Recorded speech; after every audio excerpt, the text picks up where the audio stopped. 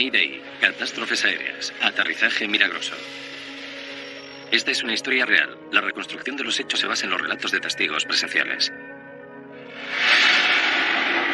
¿Qué es lo peor que podría ocurrir en un avión? Quizás esto. Aquí arriba no hay suficiente oxígeno para sobrevivir. Un viento helado con la fuerza de un huracán sopla en el interior de la cabina. Aloha 243. La tripulación del vuelo pide auxilio, pero nadie les oye. Y el avión se dirige hacia una montaña. Aunque parezca una pesadilla, no lo es. Fue la realidad que vivieron las personas que se encontraban a bordo del vuelo 243 de Aloha Airlines. ¿Aloha 243 siguen en el aire? El veredicto de la investigación sacudió los cimientos del negocio de las líneas aéreas. Este accidente cambió la historia de la aviación. Mayday, catástrofes aéreas, aterrizaje milagroso. Hay personas que deciden aventurarse en ese angosto espacio que existe entre la vida y la muerte. Es un lugar aterrador. Los surfistas acceden al mismo persiguiendo olas asesinas. Pero ocasionalmente el destino conduce a gente normal y corriente y no solo a los buscadores de emociones fuertes, a esa misma zona letal en la que la vida pende de un hilo. Eso fue lo que sucedió la tarde del 28 de abril de 1988 en los cielos de Hawái.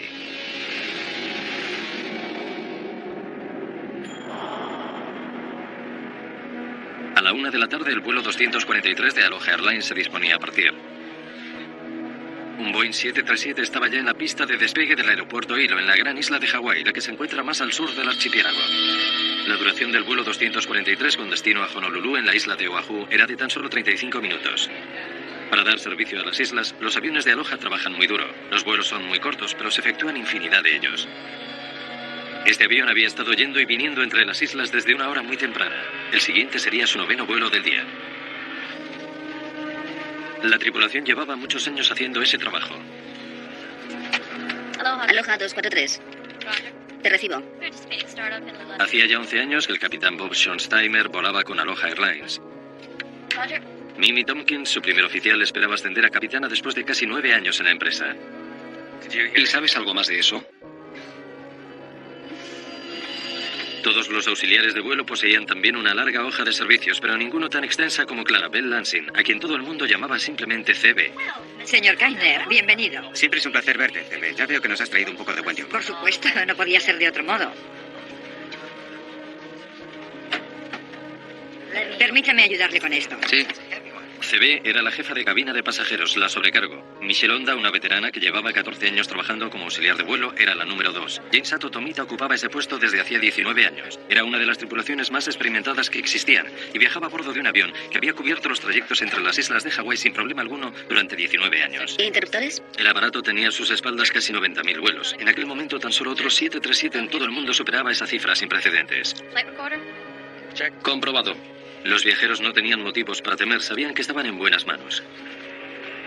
Hasta que Gail Yamamoto, vio algo que le hizo detenerse. ¿Pero qué fue lo que le preocupó? ¿Y hasta qué punto debía sentirse intranquila? ¿Digo algo? Patricia Aubrey vivía en Hilo, pero aquel día tenía una cita en Honolulu. Aunque en un primer momento decidió sentarse en la parte delantera del avión, en la fila 1, por alguna razón se sintió incómoda y prefirió ocupar un asiento más atrás. Finalmente escogió un sitio libre de la fila 17.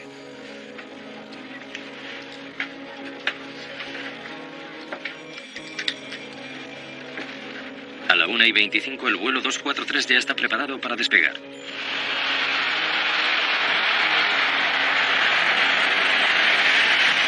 Durante los despegues y los aterrizajes el avión solía temblar mucho y el ruido que producía era ensordecedor, pero la tripulación y los pasajeros habituales habían terminado acostumbrándose. ¿Por qué debían preocuparse? Salida de Aloha. Aquí Aloha 243 ascendiendo a 3.000 pies. Entendido.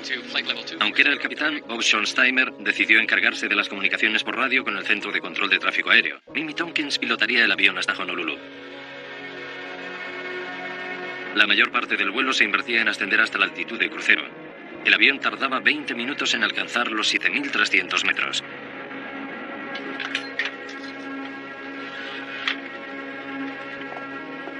Para muchos pasajeros, planear sobre el Pacífico formaba parte de la rutina diaria.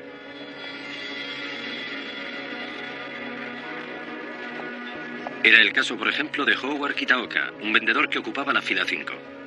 Howard solía hacer aquel viaje muy a menudo y cuando has disfrutado de las vistas cientos de veces, 35 minutos constituyen un tiempo precioso para ponerse al día con el papeleo. El vuelo era tan corto que los auxiliares servían bebidas mientras el avión aún estaba despegando. Ellos podían moverse por la cabina, pero los pasajeros todavía llevaban puesto el cinturón. 20 minutos después de despegar, el avión alcanzó la altitud de crucero.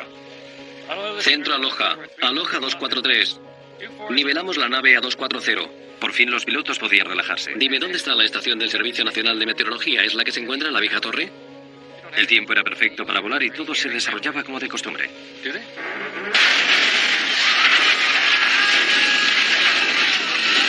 ¿Qué ha sido eso? Tenemos que bajar. Hemos perdido presión. Vi un resplandor muy brillante y... Todo lo que había en el avión estaba siendo succionado al exterior. Esto fue lo que sucedió. Una descompresión explosiva había arrancado 35 metros cuadrados de fuselaje. Estábamos en medio de una ráfaga de viento tremenda que soplaba con una fuerza increíble. Un montón de cosas fueron succionadas. Teníamos el pelo de punta, así. Todo el mundo estaba en sus asientos, excepto las azafatas. Vi a una caída en el pasillo. Vi su cabello al viento y vi sangre. Y nada más. James Satotomit había recibido el impacto de varios escombros en la fila 2. La fuerza de la explosión arrojó a Michelle Honda al suelo a la altura de la fila 15 y no había ni rastro de C.B. Lansing. Torre, yo tomaré el control. No te oigo. Tan solo habían pasado unos segundos desde la explosión. El ruido del viento hacía imposible la comunicación entre los miembros de la tripulación. No te oigo. Hemos perdido presión. En ese momento, por primera vez, comenzaron a intuir lo que había sucedido. Sobre una amalgama de escombros se veía el cielo azul donde antes estaba el techo del avión. Las primeras 5 filas habían quedado completamente descubiertas a ambos lados del aparato. El peligro inicial de ser succionados hasta el exterior había pasado, ya que para entonces todo el avión se encontraba completamente despresurizado. Pero los pasajeros aún no estaban a salvo. Faltó poco para que mi compañero de asiento se saliera del avión, porque en aquel momento solo quedaba el suelo. No había ni paredes ni techo, así que le sujeté. El frío y la privación de oxígeno pueden resultar letales.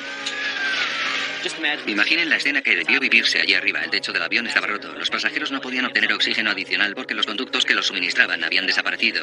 Y a una altitud de 7.300 metros y con muy poco que respirar, pronto quedaron incapacitados. La disminución de los niveles de oxígeno se conoce como hipoxia. Si una persona permanece a esa altitud durante un periodo de tiempo prolongado, va perdiendo sus facultades físicas. Además, puesto que el techo del avión había desaparecido, dentro de aquella cabina soplaban vientos más fuertes que los de un huracán. Pero los pasajeros vestían la indumentaria apropiada para la primavera en Hawái, no para soportar temperaturas de 45 grados bajo cero. De permanecer a 7.300 metros de altura, aquella gente moriría. Sobre el Océano Pacífico se desarrollaba un drama extraordinario. A una altitud de 7.300 metros, una explosión a bordo de un Boeing 737 con destino a la isla hawaiana de Oahu había arrancado 35 metros cuadrados de fuselaje de la nave, dejando a los pasajeros a la intemperie en medio del cielo. La cabina se despresurizó y se quedó sin suministro de oxígeno de emergencia. A menos que descendieran rápidamente hasta una altitud donde pudieran volver a respirar, los pasajeros morirían. El capitán Bob Schonsteimer tomó el mando de la nave que hasta el momento estaba en manos de la primera oficial Minnie Tompkins e inició el descenso de emergencia. El avión cayó 1.200 metros por minuto y su velocidad aumentó a más de 500 kilómetros por hora. Mientras el aeroplano se precipitaba hacia cotas más bajas, los pasajeros tuvieron que hacer frente a una nueva amenaza. Los escombros les impedían ver la cabina del piloto y cuando el aeroplano se partió, el morro cayó casi 1 metro.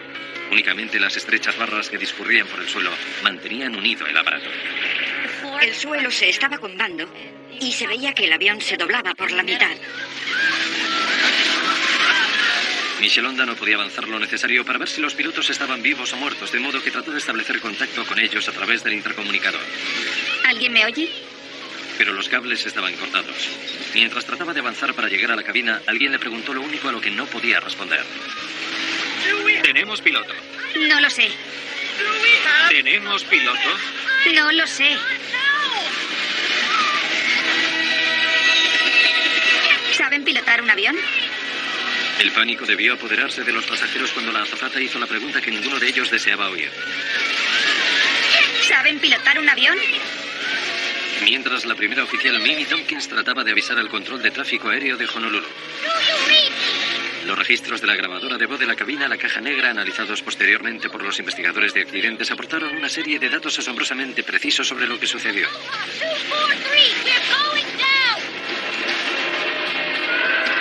El punto más cercano donde podían intentar el aterrizaje era la isla de Maui, pero el aeropuerto Kahului se encuentra entre dos montañas volcánicas. Entre ellos y la seguridad se interponía una cumbre de 3.000 metros de altura. Para llegar desde el punto de la explosión hasta el aeropuerto Kahului, el piloto tenía que realizar una delicada maniobra con el fin de evitar la elevación del terreno. ¿Lograría el frágil aeroplano soportar la presión que implicaba un cambio de rumbo o la de un aterrizaje si conseguía alcanzar el aeropuerto? ¿Y cómo podrían sobrevivir quienes viajaban a bordo? Jane Sato Tomita estaba casi inconsciente. Howard Kitaoka le tomó la mano y la estrechó con la suya. Únicamente cuando Jane le respondió con el mismo gesto supo que seguía viva. No sé con seguridad si estaba consciente, pero logré apretarle la mano. Y ella me respondió estrechando la mía. Nos quedamos así un buen rato. Era un momento así. El mero hecho de estrechar una mano es realmente emotivo. Aloha 243. ¿Me reciben? Mimi Tompkins no lograba comunicarse con el control de tráfico aéreo de Honolulu, por lo que cambió la frecuencia de la torre del aeropuerto Kahului de Maui. Torre de Maui. Aloha 243. Torre de Maui. Aloha 243. Aquí Torre, ¿puede repetir sus datos? Aloha 243. Nos disponemos a aterrizar. 3 minutos después de la explosión, la tripulación logró establecer contacto radiofónico con tierra firme. Estamos despresurizados. Tenemos una emergencia. Aloha 243, indique su posición. Estamos al este de Point McKenna. Descendemos desde una altitud de 3.300 metros. Solicitamos autorización para aterrizar en Maui y la presencia de equipos de urgencias. ¿Parque de bomberos del aeropuerto? Tenemos un 737 de Aloha a unos 5 minutos de aquí, a unos 32 kilómetros. Aterrizará en la pista 02. Problema de descompresión. El piloto afirma que se trata de una emergencia. Gracias, Torre de Maui. Atención, atención. A todo el parque, tenemos una situación de emergencia en pleno vuelo. Es un 737. Está a 5 minutos, 32 kilómetros y se dirige a la pista 2. Hay personas a bordo, ignoramos si transporta combustible. En este momento tiene problemas de descompresión. Pista 2, pista 2.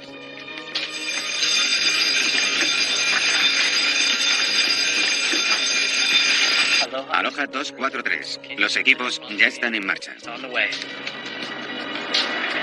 El avión se situó a 3.000 metros de altura y al oeste de la montaña. En ese momento el piloto redujo la velocidad y con la mayor suavidad posible comenzó a trazar el giro a la derecha para descender sobre Kahului. Los pasajeros comprendieron que debía haber alguien a los mandos de la nave. Poseo cierta formación como piloto y me di cuenta de que las alas estaban niveladas, paralelas a tierra. El avión no caía en picado, ni tampoco daba vueltas sobre sí mismo. Entonces pensé, tenemos una oportunidad. Mientras quienes se encontraban en tierra firme carecían de la información necesaria para saber a qué tipo de crisis se enfrentaban. El aeropuerto de Maui es pequeño y un avión de pasajeros en peligro pondría a prueba la experiencia de los equipos de bomberos. Al controlador aéreo le resultaba muy difícil escuchar al avión. Solicito verificación una vez más. El avión se rompe y su distintivo de llamada es el 243, ¿correcto? Habían pasado 4 minutos desde que se produjera la explosión y puesto que para entonces el avión volaba a una altitud menor, los pasajeros pudieron quitarse las máscaras de oxígeno. Además, la velocidad del aeroplano apenas superaba los 380 kilómetros por hora, por lo que el ruido del viento disminuyó lo suficiente para que los viajeros pudieran escucharse entre sí. ¿Quieres que pida algo más? No. Aloha 243. Parece que hemos perdido una puerta. Tenemos un agujero en el costado izquierdo del avión. Pero en la torre no se escuchó esa nueva información. Habían perdido el contacto con el avión y no captaban sus transmisiones. Aloha 243, ¿sigue ahí arriba? El problema era un mal funcionamiento de la radio, se trataba de algo aún peor. Aloha 243. Al no obtener respuesta del avión en apuros, el controlador temió lo peor. Aloha 243. Aloha 243, ¿sigue ahí arriba? Aloha 243, si sigue ahí, por favor, identifíquese. Afirmativo. Entendido, Aloha 243. Ya tengo su identificación. Todo listo para el aterrizaje. Viento 040 a 20 nudos. Por fin se restableció la comunicación, pero las dificultades de la tripulación no habían terminado. Cabina, ¿me escuchan? Mimi Tompkins intentó ponerse en contacto con la cabina de pasajeros por medio del intercomunicador, pero no obtuvo respuesta. Los pilotos ignoraban lo que estaba sucediendo tras ellos. El avión seguía en el aire y el capitán tenía que concentrarse en pilotarlo, sin saber con exactitud los daños que se habían producido en la parte trasera. Dile que necesitaremos ayuda para evacuar. De acuerdo. Torre de Maui, aquí Aloha 243. ¿Me escuchan en la frecuencia de la torre? Aloha 243, le escucho alto y claro. Adelante. Vamos a necesitar ayuda. No podemos comunicarnos con los auxiliares de vuelo. Y necesitaremos asistencia para los pasajeros cuando aterricemos. De acuerdo, necesitarán una ambulancia, ¿correcto? Afirmativo. Durante el descenso, los pasajeros vivieron momentos de absoluto terror. El avión seguía temblando. Los portaequipajes se nos caían encima y había cables eléctricos volando y emitiendo terribles chasquidos. Aquello era un caos. Parecía como si el aparato fuera a partirse por la mitad. Y de repente surgió otro problema al que los pilotos tuvieron que hacer frente. Parece una reversión manual. ¿Qué? Parece que hay una reversión manual en los controles de vuelo. El piloto intuyó que los sistemas hidráulicos como la dirección asistida de un automóvil habían fallado. El armazón del avión se hallaba sometido a una gran presión. Tenían que aterrizar lo antes posible. ¿Podemos mantener la altitud? La tripulación temía que la instalación eléctrica o cables de control decisivos hubieran sido seccionados e ignoraba si alguna de las partes vitales del avión sufría daños. Intentemos volar con el tren de aterrizaje desplegado. De acuerdo, adelante. En el cuadro de mandos hay unas luces que indican si el tren de aterrizaje se ha desplegado correctamente o no. El principal funcionó con normalidad, pero la luz correspondiente al tren de aterrizaje del morro no se encendía. Lo último que deseaba el piloto, sobre todo teniendo en cuenta las condiciones en que se encontraba aquel avión, era quedarse sin tren de aterrizaje en el morro, porque cuando la parte delantera del aparato impactara contra la pista, el avión se partiría. Y probablemente los depósitos de combustible se romperían, lo que podría dar lugar a una explosión y a un incendio terribles. Tras un segundo intento de desplegar el tren de aterrizaje del morro, la luz seguía apagada. Pero la comunicación por radio era tan mala que la torre aún estaba tratando de asimilar la crítica situación. Aloha 243, solo quería verificar que necesitan una ambulancia. ¿Es correcto? Sigue sin comprender lo que pasa. Afirmativo. Entendido. ¿Cuántos heridos calculan que No hay? tenemos ni idea. No podemos comunicarnos con los auxiliares de vuelo. De acuerdo, ya hay una ambulancia en camino. Es posible que no tengamos tren de aterrizaje en el morro. Bob Schonheimer tuvo que tomar una decisión vital. Debía esperar a la confirmación de que el tren de aterrizaje se había desplegado o aterrizar de todos modos. Según los manuales, en un caso así, los pilotos deben sobrevolar el aeropuerto para que los controladores del tráfico aéreo comprueben el estado del tren de aterrizaje y les comuniquen si pueden o no contar con él. A continuación, los pilotos vuelan alrededor del aeropuerto, inician la aproximación y luego aterrizan. Pero con un avión que podría romperse en cualquier momento, dicha opción era totalmente inviable. Dile que tenemos problemas, pero que aterrizaremos de todos modos, incluso sin tren de aterrizaje en el morro. No obstante, deben saber que según nuestros indicadores ese tren de aterrizaje no se ha desplegado. Aloha 243, el viento ahora es 050. Los equipos de emergencia están en posición. De acuerdo. Han de saber que no tenemos tren de aterrizaje en el morro. Vamos a aterrizar sin él. Entendido. Si necesita otro tipo de asistencia, comuníquenoslo. Necesitamos todo el equipamiento que tengan. Maui no es el mejor lugar para aterrizar con un avión en mal estado. La costa norte de la isla está muy expuesta y se encuentra en plena trayectoria de los vientos alisios. Colóquense en posición para un aterrizaje de emergencia. Agachen la cabeza y protéjanse con los brazos. Cualquier tipo de turbulencia en pleno vuelo hubiera sometido una gran presión a la parte delantera del avión y existían muchas probabilidades de que la cabina del piloto se separara del resto del fuselaje. Aquello hubiera sido una catástrofe, pues habría supuesto la pérdida del avión. El aeropuerto ya estaba a la vista, pero Bob Schonheimer aún tendría que tomar más decisiones críticas. Empezó disminuyendo la velocidad del avión para aterrizar. Tratemos de colocar los alerones en 15. Los alerones de un avión son paneles deslizantes situados en la parte trasera de las alas, para aumentar la elevación cuando la velocidad es más lenta y que extenderlos durante el despegue y el aterrizaje. ¿El control es más fácil con los alerones arriba? Sí, vuelve a ponerlos en 5. ¿Puedes darme una velocidad variable para un aterrizaje con alerones en 5 grados? No hay dos aterrizajes iguales. Los pilotos han de tener en cuenta infinidad de factores. La velocidad y dirección del viento, los pasajeros y el combustible que transportan y la longitud de la pista de aterrizaje que tienen ante sí. ¿Quieres que baje los alerones cuando aterricemos?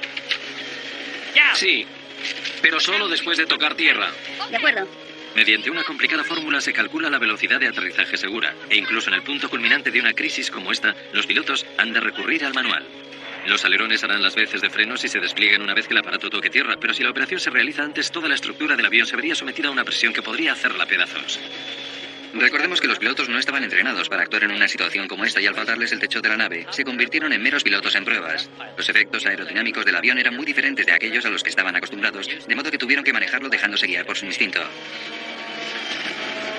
Según los cálculos que efectuaron, la velocidad de aterrizaje segura teniendo en cuenta la longitud de la pista de Kahului era de 152 nudos, 282 kilómetros por hora.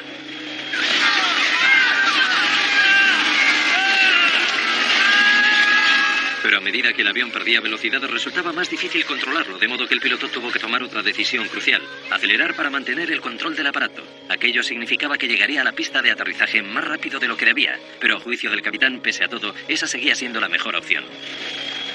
Me dio la sensación de que la velocidad a la que nos acercábamos a la pista de aterrizaje era muy alta. No sé, no me pregunten a cuántos kilómetros por hora íbamos porque no lo sé. Pero en comparación con otros aterrizajes me pareció que avanzábamos muy rápido. Los equipos de rescate por accidentes se dispusieron a enfrentarse al peor de los escenarios. A tal velocidad y sin tren de aterrizaje parecía inevitable que en el momento en que el avión tocara tierra el combustible se prendiera, dando lugar a un catastrófico incendio. En aquellas condiciones, sin tren de aterrizaje en el morro, la decisión de tomar tierra pudo ser la sentencia de muerte de todas las personas que viajaban. Habían pasado 12 terribles minutos desde la explosión y algunos pasajeros estaban convencidos de que no lograrían salir vivos de allí. Pensé que acabaría en el agua, donde me comerían los tiburones. Entonces vi la montaña, pero jamás creí que lograríamos salvarla. Solo sabía que nos estrellaríamos contra ella. Después, cuando vimos por fin el aeropuerto, pensé que moriría quemada, porque el avión se incendiaría al chocar contra la pista de aterrizaje. De repente llegó la noticia por la que los pilotos habían estado rezando. El tren de aterrizaje está fuera. Llama para comunicar que el tren está fuera. Estupendo, gracias. Aloha 243, para su información vemos el tren de aterrizaje desplegado. Está desplegado. ¿Quieres que coloque los alerones en 40? ¿Te ayudo? No, cuando estemos en tierra. Los pilotos habían tenido que tomar decisiones críticas. Se jugaban la vida. En cuestión de segundos descubrirían si fueron las correctas. Michelonda estrechó contra su cuerpo a su compañera herida. Se acercaba el momento definitivo. Los pasajeros se consolaban unos a otros en lo que podían ser sus últimos momentos de vida. Junto a mí estaba sentada una mujer. Su esposo se encontraba al otro lado del avión, una fila más atrás. Y los vi estirando el brazo, intentando que sus dedos se tocaran para despedirse. Fue un momento realmente emotivo para mí. Entonces supe que iba a morir, porque les vi despidiéndose. Lo que más me reconfortó fue saber que mi esposa y mis hijos sabían lo que sentía. Eso fue un gran consuelo. No necesitaba decirles nada más. Ni os quiero o me preocupa lo que os pase, porque sentía que ya había dicho todo eso.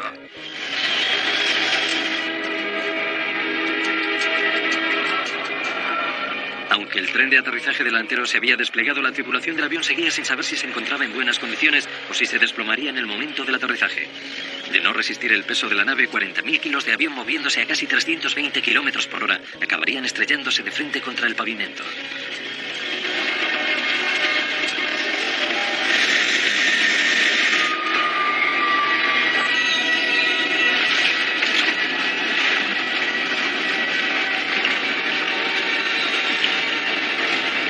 Inmersión. Vale. Inversor del empuje.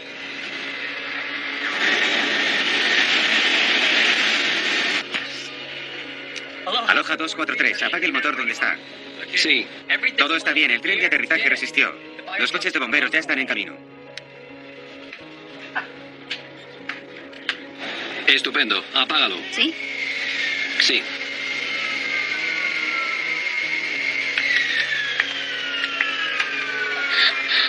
Dios.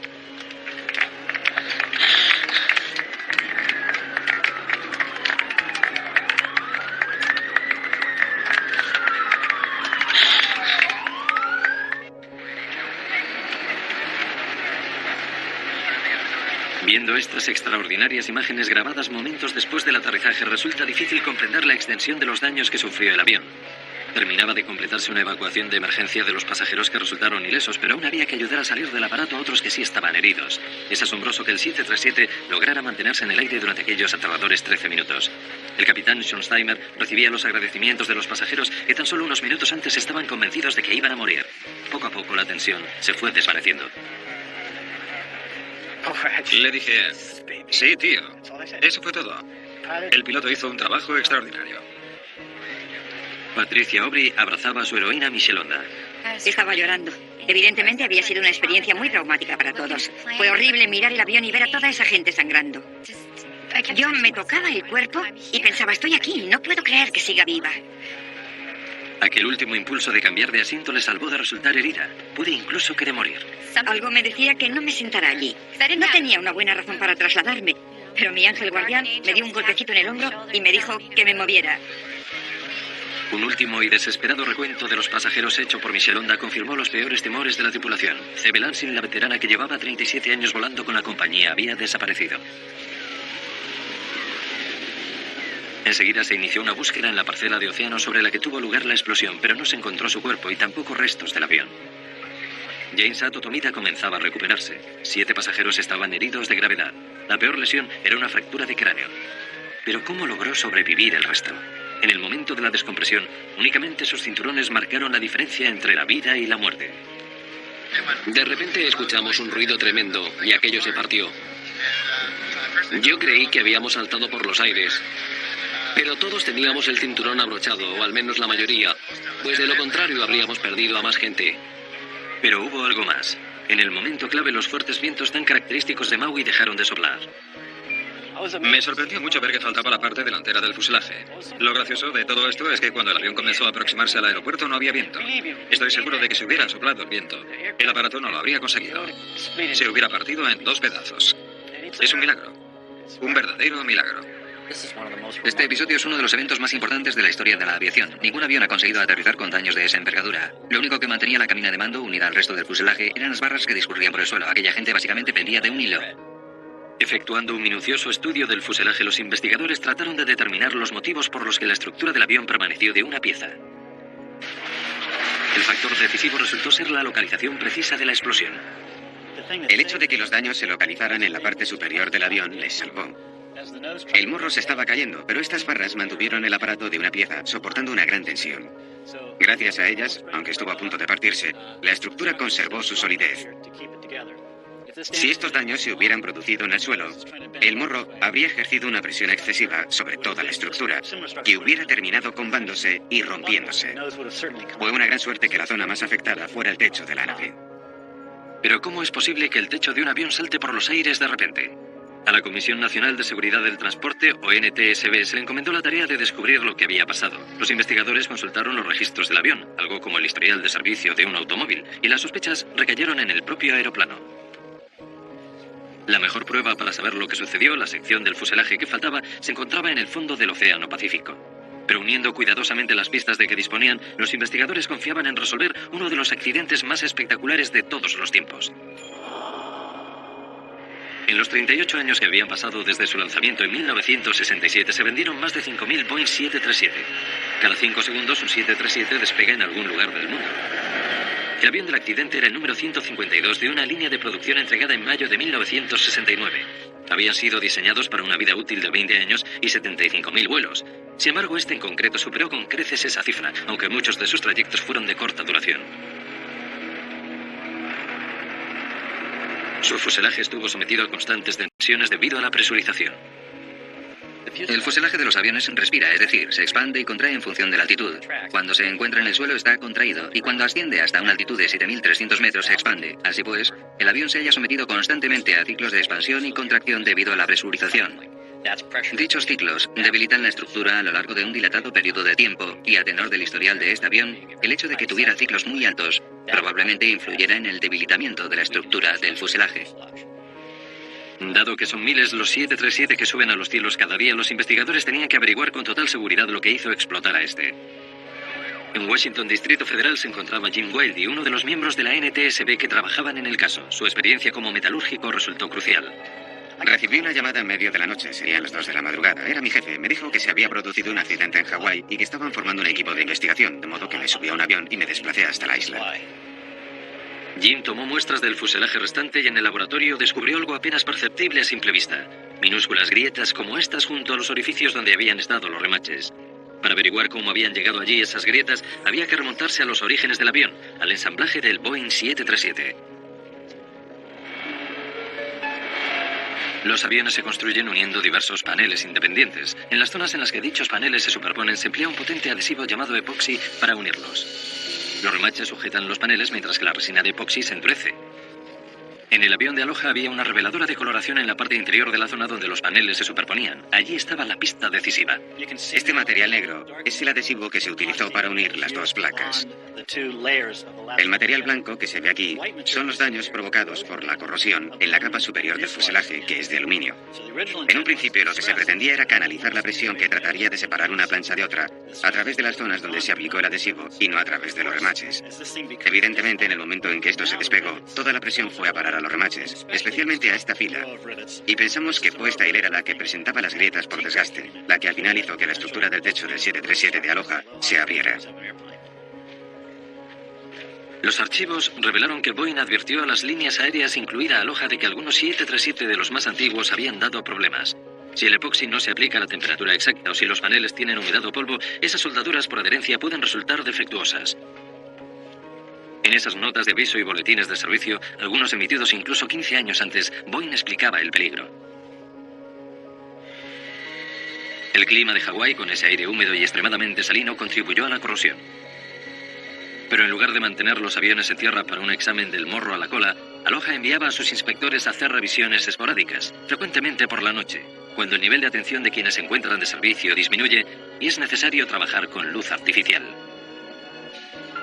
Estas grietas pasan desapercibidas y entonces el avión se convierte en una bomba de relojería en marcha. Había otros problemas. Los boletines de servicio de Boeing y lo que se denomina directivas de aeronavegabilidad emitidas por la Administración Federal de Aviación con frecuencia son difíciles de comprender. Las directivas de aeronavegabilidad son muy complejas y están redactadas como un documento legal. Aloha necesitaba a alguien que pudiera leer aquellos documentos y traducirlos a un lenguaje más sencillo para los mecánicos, los operarios, pero nunca lo hicieron. Un avión que había trabajado tan duro, asistido por mecánicos que no comprendían completamente las instrucciones, estaba condenado al desastre. Para entonces los investigadores creían saber por qué el avión perdió la parte superior, pero ignoraban cómo. Tomé un avión para regresar de Hawái a Los Ángeles y mientras estaba en el aire recibí un mensaje. Me comunicaban que teníamos que entrevistar a una pasajera que al parecer había visto una grieta cuando subía al aeroplano siniestrado. Usted vio algo al subir a este avión y se lo comentó a su compañera de habitación. Cynthia Johnson. Sí, Cynthia, hábleme de ello. ¿Qué fue lo que vio?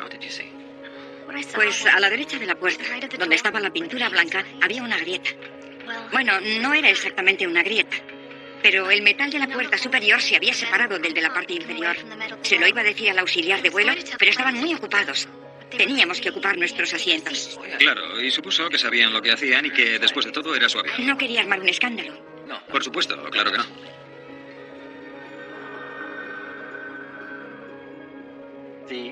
La testigo vio una grieta en esta zona y encontramos fisuras por fatiga hasta este punto. Esta es la línea en la que se unieron ambas grietas. Al hacerlo, una pieza cayó y se desprendió y la otra salió volando y cayó por el lado derecho. Pero algo seguía sin encajar. Boeing diseñó el 737 y otros de sus aviones para que nunca sucediera algo así.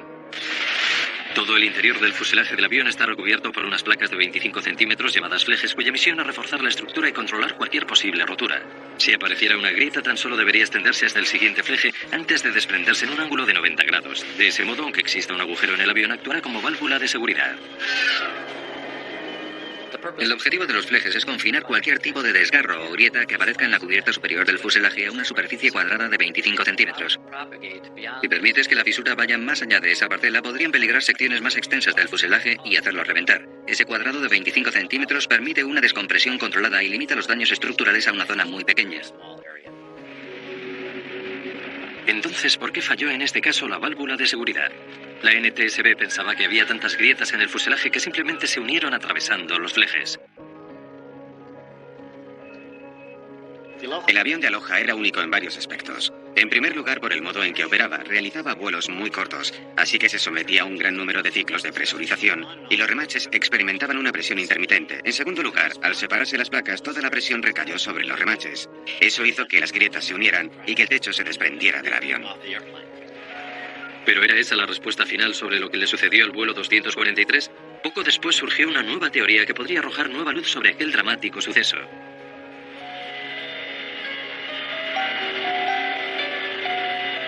Matt Austin es un ingeniero que vive en Honolulu. La historia del vuelo 243 le consterna al tiempo que le fascina.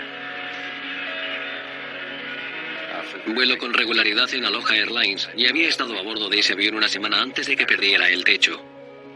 Matt comenzó su propia investigación inspeccionando al detalle las 4.000 páginas de pruebas y fotografías reunidas durante la investigación oficial. Soy un experto en dinámica de explosiones, en la forma en que hacen explosión los recipientes a presión, en lo que causa dichas explosiones y en el modo en que se extienden las grietas cuando comienzan a abrirse. En el caso del accidente de Aloha, la industria aeronáutica basaba su investigación en la teoría de que fue un fallo estructural del avión. Yo, en cambio, decidí analizar lo sucedido tomando como punto de partida un fallo de presión de la nave. Mientras revisaban las pruebas, se planteaba sin cesar una pregunta. ¿Por qué C.B. Lansing salió volando del avión y no le sucedió lo mismo a su compañera Jane Sato Tomita? Jane se encontraba más adelante que...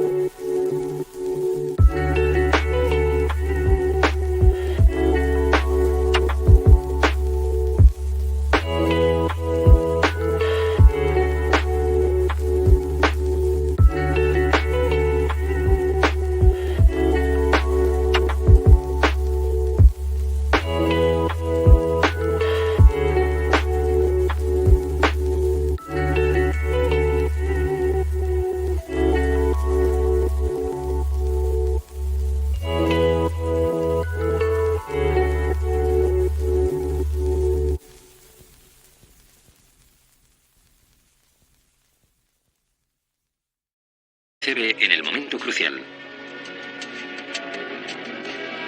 Jane estaba en la fila 2 y C.B. en la 5. La NTSB cree que la separación del techo comenzó cerca de la fila 3. Según los testimonios de los pasajeros recabados poco después del incidente, C.B. Lansing salió despedida hacia arriba y hacia la izquierda, no hacia adelante. Yo estaba en el pasillo, a la derecha, y cuando levanté la mirada de mi revista, vi unas piernas que subían y se movían hacia la izquierda, por detrás de la primera clase. Desde donde yo estaba, si el morro terminaba en la fila 12, esto sucedió en la 11. Las pruebas forenses sugieren otro posible escenario. Michael Sweet, ex policía, es ahora un especialista en el análisis de salpicaduras de sangre. Estudiar las manchas de sangre de las escenas del crimen puede ayudar a meter entre rejas a un asesino o a poner en libertad a los inocentes. Michael examinó las fotografías oficiales del fuselaje del 737. Esta es una fotografía ampliada del lado izquierdo del aeroplano. La parte delantera estaría aquí, y hay algo que sospechamos podría tratarse de una mancha de sangre, y que presenta una forma muy peculiar. A la derecha, junto a la ventana. Aquí. ¿Podría esa mancha ser el lugar en el que la cabeza de C.B. Lansing impactó contra el exterior del fuselaje? Así lo cree el analista. El hecho de que haya manchas de sangre en el costado del avión, en mi opinión, indica que la fuente de la que salió dicha sangre, en este caso, se encontraba momentáneamente atrapada cuando entró en contacto con el lateral del aparato. Este análisis tan solo sugiere que estaba atrapada, pero no explica cómo o por qué. Matt Austin cree tener la respuesta.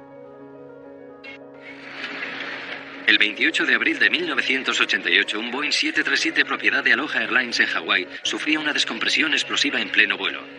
Por increíble que parezca, logró aterrizar entero tras perder únicamente a un miembro de su tripulación. Los investigadores culparon del siniestro al desgaste del metal debido a un mantenimiento mediocre. Pero pronto surgió una polémica teoría que ponía en entredicho al menos parte de la cadena de sucesos. ¿Y si se hubiera abierto un agujero de seguridad tal y como estaba previsto, pero directamente sobre el auxiliar de vuelo? Matt Austin cree que CB Lansing fue succionada por dicho agujero y quedó atrapada en él, bloqueándolo momentáneamente. Todo el aire que trataba de escapar no tenía ningún sitio a donde ir, por lo que se concentró hasta dar lugar a un enorme pico de presión. Y eso fue lo que hizo saltar por los aires el techo del avión.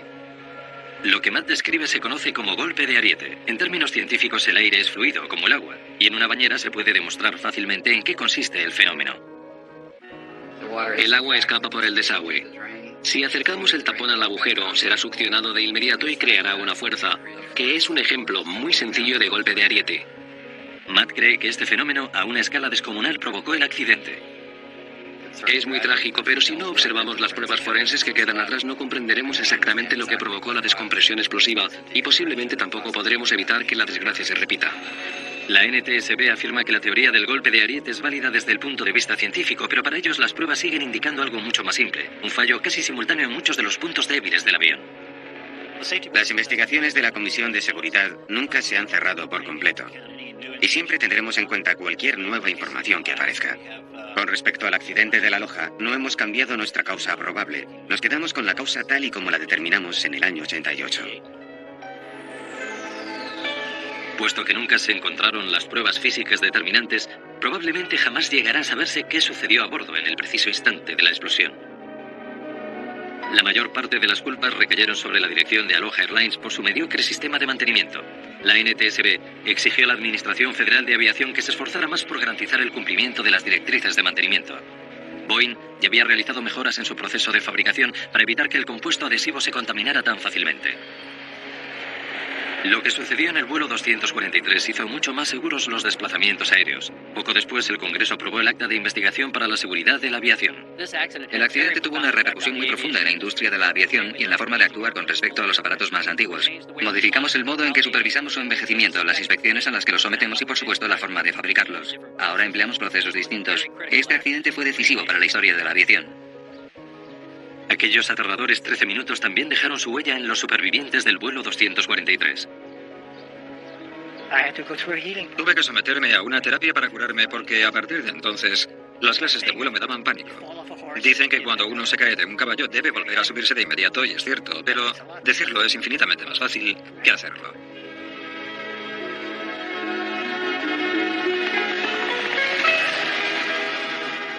También Patricia Aubry tuvo que hallar un modo de enfrentarse a los recuerdos, y lo que hizo fue visitar la misma parcela de espacio aéreo en la que vivió aquella pesadilla. Volé acompañada de mi psicólogo. Me sometí a un proceso al que llaman desensibilización, en el que te obligas a enfrentarte a tu miedo. Y lo haces cuantas veces sea necesario, hasta que dejes de experimentar reacciones negativas. Antes de que aquello me sucediera, cuando me pasaba algo malo decía, odio la vida. Pero ahora sé que no es cierto, que puedo soportarlo todo. Afrontaré cualquier contratiempo, pero prefiero estar viva. Existe otro legado de aquel desgraciado día. El océano jamás devolvió el cuerpo de CB Lansing. En honor de la veterana auxiliar de vuelo se plantó un jardín en el aeropuerto de Honolulu, bajo el gran cielo hawaiano donde pasó la mayor parte de su vida y donde la perdió de forma tan repentina.